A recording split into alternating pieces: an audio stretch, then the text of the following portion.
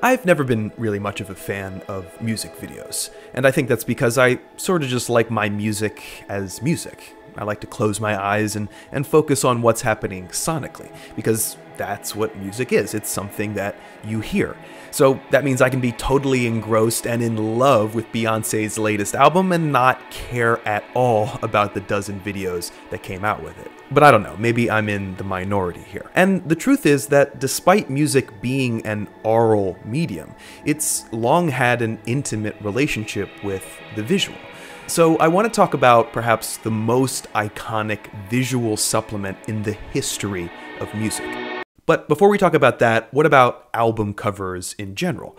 These days we perceive them as a kind of visual statement, like the album title or the song names that help us situate the tone or the feeling of what we're going to hear.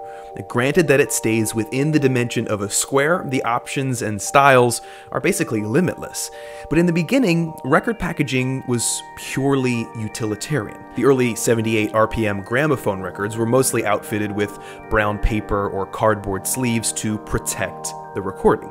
It wasn't until 1938 when Columbia Records hired Alex Steinweiss as its very first art director that the idea of cover art came into existence. Against the plain or traditional design of early covers, Steinweiss's original eye-catching art initiated just a huge boom in sales, and the market followed, as it always does when something works.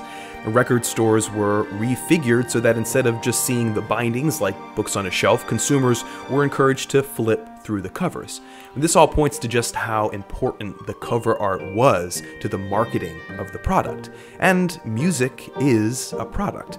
It's a commodity that people consume. And since you can't buy the band itself, and since the music has no spatial dimension, the album cover emerged as the stand-in for the commodity to be purchased. This explains the rise of photography on album covers and what's called the personality cover. You know, one of those covers where it's just a photograph of the band or musician, still pretty popular today.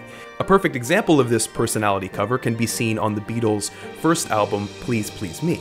Just look at those bright, smiling faces staring warmly into the camera lens. As Susan Sontag once brilliantly said, in its simplest form, we have in a photograph surrogate possession of a cherished person or thing. As their career advanced, the Beatles seemed to become darkly aware of their status as commodities, perhaps nowhere more plainly acknowledged than on the cover of their fourth album, aptly titled Beatles for Sale, featuring another example of the personality cover, this time without the warmth and the smiles. By the time Sgt. Pepper's emerged, the Beatles had already begun challenging the conventions of popular music and its role in culture, and this extended to the album covers too. First in Rubber Soul with its distorted image and funky typeface, then with Revolver, for which they employed their friend and artist Klaus Voormann, who did a kind of 1960s update of Victorian illustrator Aubrey Beardsley's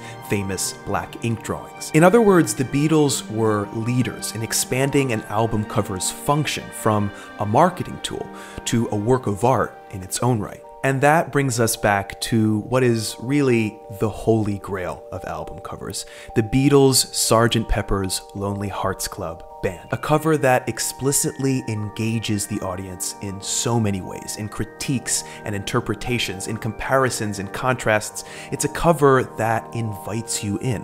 And a perfect example of this is the immediate challenge to just identify who all of these people are. What do Indian gurus Karl Marx and Bob Dylan all have in common? The Sgt. Pepper's cover wants you to ask questions like this. Now, in one sense, of course, these people just represent the Beatles' interests and influences, many of whom didn't make the final cut. And yet, by juxtaposing highbrow artists and thinkers like Marx or Aubrey Beardsley or George Bernard Shaw or Dylan Thomas with pop icons like Bob Dylan, Marilyn Monroe, Marlon Brando, and Shirley Temple, the Beatles signal the breakdown and mixing of high and low culture that they themselves exemplified more than any other artist. With Sgt. Pepper, the Beatles were in a posture of challenge, challenging everything they'd been up to that point, challenging the highbrow art critics to abandon their exclusion of popular culture, challenging the listening public to engage with something other than love songs in the same four chords. They were even challenging the feelings of unity that defined the summer of love in 1967, delivering a suite of songs that featured alienation and loss as much as it did love and togetherness. The album cover echoes these challenges and adds some of its own by using the technique of photo montage, which manipulates photography's unique ability to depict reality. The Beatles blend and collapse the values of a number of different times and places. By staging the scene as a performance and an audience, the band challenges us to dwell on the function of both. Indeed, these considerations were at the front of their minds as the Beatles had only recently elected to stop performing live after the mayhem of Beatlemania began to diminish the quality of the music. While some accuse them of leaving their fans behind, the Sgt. Pepper's cover suggests the opposite, that the decision to stop touring was out of respect for their fans, not out of fear or contempt.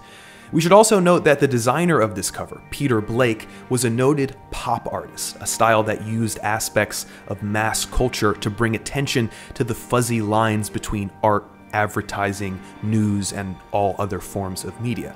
The pop artists wanted to get people to think about the process and manufacturing of art and how its categorizations and hierarchies are largely arbitrary. Blake and the Beatles designed the Sgt. Pepper cover as both a piece of art and a product. Inside its gatefold sleeve, the record had paper cutouts of the Pepper Band's regalia, adding to its consumer kitsch value.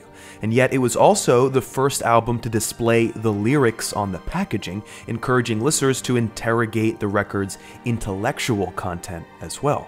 Now, the truth is, of course, that music, perhaps more prominently than any other art form, plays both parts as a commodity and an aesthetic object. And in many ways, the two functions are inseparable.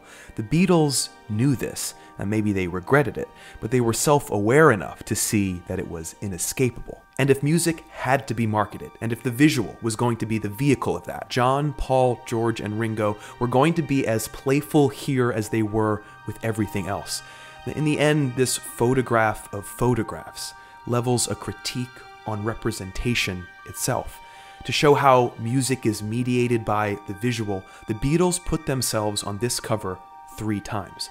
Once as the wax figures of the mop-top Beatles that they were, once as the fake Pepper Band in its bright and eye-catching glory, and finally as themselves, pictured not on the cover of their album, but by the effects of that cover in the minds of everyone who looked at it. The real Beatles can't be represented this way. Not really. Not like this, or like this, or like this. The cover of Sgt. Pepper's Lonely Hearts Club Band points to the truth, what the Beatles themselves knew, that all music is invisible. I read the news today, oh boy. Hey everybody, thanks for watching. If you are new to this channel, I want to introduce myself.